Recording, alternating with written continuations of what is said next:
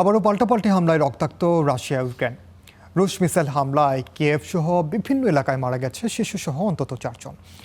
রাশিয়ার তেল শোধনাগারে পাল্টা হামলা চালিয়েছে ইউক্রেন। এর মধ্যেই রাশিয়ার তেল কেনা শীর্ষ 5টি দেশের ওপর শতভাগ শুল্ক আরোপ করে একটি বিল পাশ করেছে মার্কিন সিনেট। চীন, ভারতের পাশাপাশি এই তালিকায় আছে আজারবাইজান, হাঙ্গেরি ও স্লোভাকিয়া। রুশ হামলায় রক্তক্ষয়ে আরও একটি রাত পার করলেন কিয়েভের বাসিন্দারা। শুক্রবার রাতভর কিয়েভ ও আশপাশের বিভিন্ন শহরের সামরিক অবকাঠামো ও জ্বালানি স্থাপনায় হামলা চালায় রাশিয়া। হতাহত হয় শিশুসহ বেশ কয়েকজন।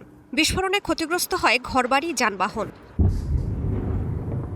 ইউক্রেনের মাটিতে কয়েকশো ড্রোন হামলা চালায় রাশিয়া। এর মধ্যে প্রায় 135টি ড্রোন ভূপাতিতের দাবি করে কিয়েভ। কৃষ্ণসাগর তীরবর্তী ওদেসা ও চোর্নোমস্কে সামরিক সরঞ্জাম পরিবহনে ব্যবহৃত 3টি জাহাজও হামলার কবলে পড়ে।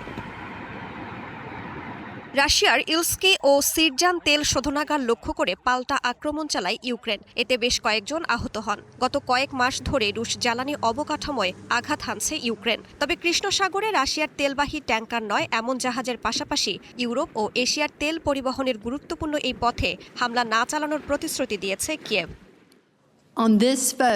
চলমান উত্তেজনার মধ্যেই রাশিয়া থেকে জ্বালানি কেনা বিশ্বের শীর্ষ 5 দেশের ওপর শতভাগ শুল্কারোপ করে একটি বিল পাশ করেছে মার্কিন senate. Russia and Iran act of 2026 নামের বিলটি তৈরি করেন প্রয়াত রিপাবলিকান সিনেটর লিন্ডসে গ্রাহাম। 86-11 ভোটে পাশ হওয়া বিলটি আইনে পরিণত হলে চীন, ভারতের পাশাপাশি আজারবাইজান, হাঙ্গেরি ও স্লোভাকিয়াও শুল্কারোপের ঝুঁকিতে থাকবে। যুক্তরাষ্ট্রের এই পদক্ষেপকে স্বাগত জানিয়েছেন ইউক্রেনের প্রেসিডেন্ট ভলোদিমির জেলেনস্কি।